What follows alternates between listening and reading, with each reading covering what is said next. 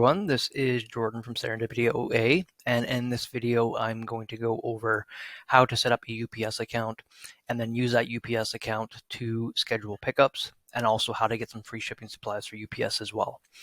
So if you've been selling on Amazon for any time, of course we've all went through it where we have to take our boxes to a UPS office or UPS drop-off point, and that can be a kind of big pain in the ass and kind of a waste of time.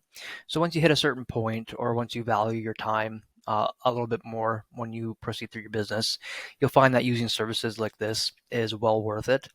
So with the UPS pickup, it does cost a couple dollars for the pickups, but it's literally only a couple bucks. It's not very expensive at all. And in my opinion, that's well worth it, especially when you have multiple boxes. In our case, we typically have 100 plus boxes at a time. So this is a service that more than pays for itself over and over and over again. So to get started, firstly, you want to set up a UPS account. I have heard of some people able to schedule pickups without an account. I have never been able to do that because they always want to bill you, of course. So this is something, if you are able to schedule pickups with an account, that's great, but in my experience, you cannot. So when you come on to ups.com, you want to ensure it says Canada over here, and then you can click on this little guy right here, and then all you have to do is click create a UPS username, and then from there you just go through and just make an account like you normally would with any other account. You just choose if you are personal or a business. Being that this is through Amazon, we typically always choose a business, and you just go through and fill out the details accordingly. And then once you have that done, we will log in here. So if you want to schedule a pickup, just make sure you're logged into your account, and then click on shipping, and then click on schedule a pickup. And then from here, we just have to enter the details accordingly. So the first tidbit of information here is account information. It will just automatically connect to the account you have set up with UPS.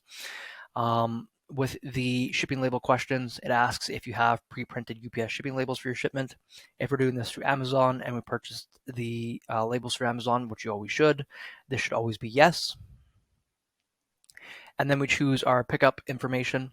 So again, when you set up your UPS account, you will choose what your pickup location is. So then you'll just input this information here. If you want to choose a different address, you can certainly feel free. And then one of the bonus tips that we have today is the residential address down here. So this is something that when I first started scheduling UPS pickups quite a few years ago, I used to check that off.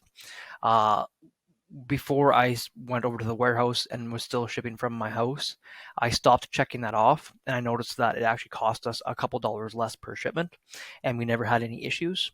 So again, I'm not telling you what to do, but that is something that you can certainly explore if you feel free, or if you feel the need rather.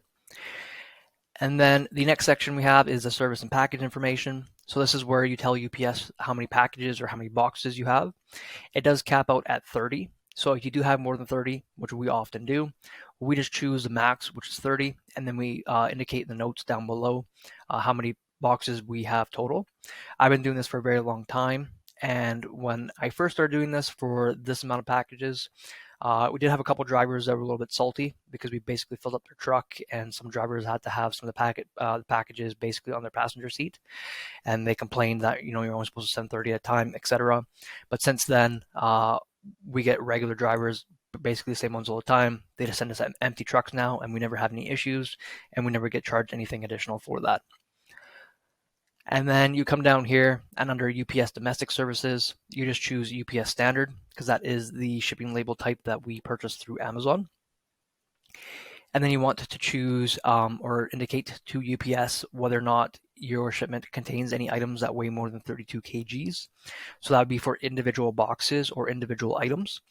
So again, chances are if you're doing this with Amazon FBA, you probably shouldn't have any individual items or boxes that weigh more than 32 kgs unless you have individual really big oversized items. So of course you just check that off accordingly.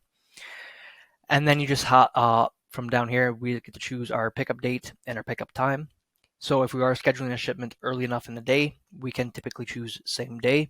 If you're scheduling it a little bit later, I find like after like 3-4 o'clock, we can't do it same day. It defaults to the next day. So we choose a day that we want the pickup to be, and then our time preferences as well. Just keep in mind that don't always take these pickup times to heart. We often schedule specific times, and UPS shows up outside of those time frames, whether earlier or later. We previously have scheduled shipments between like 9 a.m. and 1 p.m. and they wouldn't show up till like 8 o'clock at night just because they're super busy. So just keep that in mind. Typically, they do show up within the window that you select, but not always. So you choose your time. You can tell them what or where you want them to do the pickup, front door, back door, side door, etc. We just leave that blank. And then down in the special instructions, this is where we would indicate how many boxes total we have. So I would just indicate, let's say 100 boxes total. You don't have a whole lot of room to write in here, so try to keep it as brief as possible. And then once you're done that, you click next. Then this will ask you to verify your shipping details, and it'll tell you how much they're going to charge you for the shipment. In this case for us, it's going to charge us $4.31. This has increased a bit recently. Previously, we were paying I think it was like around like $260, $280 per shipment of 30 boxes, but it's increased a little bit. But again, it's literally a few dollars. This is well worth it, especially with the amount of time and pain in the ass that we save. So you just come down here, you ensure everything is correct. It'll tell you what your total fees are, and then you click next. And as soon as you click next, then your shipment will be scheduled. I'm not scheduling a shipment today, so I'm not going to click next. Once you schedule a shipment, you do have the option to go in there and cancel it before it's been assigned to a driver. So you can cancel it and reschedule it if you so choose. So just keep that in mind. But that is basically the basics of how to schedule a shipment with UPS. Then they just show up, they pick up your boxes for you, and then send them off to Amazon. By default, they will send you a invoice to pay this amount. You typically get it within a day or two after your shipment has been completed.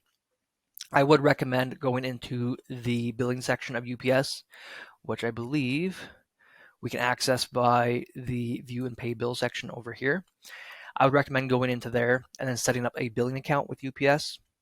With this, you're able to connect a credit card directly, and then they just automatically bill your credit card. So that way they send you the invoice, and then a day or two later, they automatically bill you. This way you don't even have to worry about it. Again, the charges are so small, so this is something that you shouldn't have to worry about. And then you don't have to worry about remembering these bills and paying them yourself. Okay, so now let's get into how to order some shipping supplies through UPS. So unlike the US, we don't have a ton of options when it comes to free shipping supplies.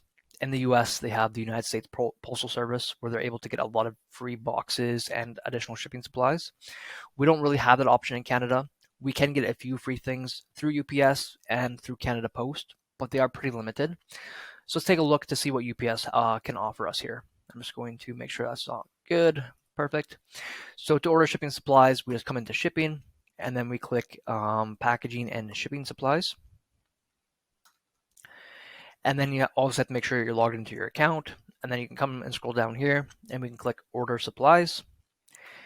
And they do give us a couple different options for things we can order for free through them. So we have things like envelopes, packaging, labels and stickers, and pouches. The pouches may be interesting to you if you send any packages internationally. Quite often you'll have to attach custom documents on the exterior of the package. So like if you're sending things through somewhere like eBay, that may be something that is beneficial to you. You can also get good sized ones from Canada Post for free as well. Those are the ones that we typically use. The packaging, let's take a look at this guy. UPS does have a few options for a couple different box sizes. Again, these are relatively small boxes, so just keep that in mind. These would not be good for FBA shipments. So if these are ones, these would be ones that would be more so for if you're doing like say some FBM shipments, or if you are selling things through say eBay, something like that, that do fit inside these boxes. I would just recommend that if you are shipping in these boxes and you're not using UPS as the shipping service, I would recommend either covering the exterior of the box with a heavy packing paper or turning the boxes inside out. A lot of shipment companies, they do not appreciate people using their packaging if they're not using their services. So just keep that in mind. And then we'll come back here. And then the one that is the most interesting is the labels and stickers. So this is something that we do personally order quite often. We have a couple different options for labels. Like we have Saturday delivery labels. Again, for most people, that probably is irrelevant. And then we have their roll labels. So they have 4x6 thermal labels. And then they also have fan fold labels. So their thermal labels, these are very large rolls of labels. These will not fit or work in Dymo printers, and they will also not work in Brother printers either, just because Brother has a proprietary barcode label in the back. So these would be labels that would work in things like a Zebra printer, and that's exactly what we use. So we're only able to order one roll of these at a time. So I try to order that as much as we can. Um, it definitely helps save on some costs. Labels aren't too expensive, but these are pretty good labels, so I order them quite often. You can also probably set these up to work with a roller printer. If you just set up kind of a stand with a box behind it, they would probably work with a roller printer. They also have fan fold labels as well. So these would be the stacks labels, and these would work with a roller printer. So these guys, they have 4x8s and 4x11s. And for us anyway, the max quantity is connected between all of these.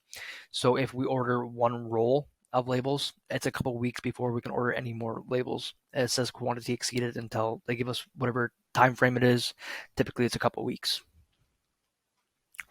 And then they have just some additional generic labels for if you're doing COD deliveries or if you have shipments that are over 70 pounds, things of that nature.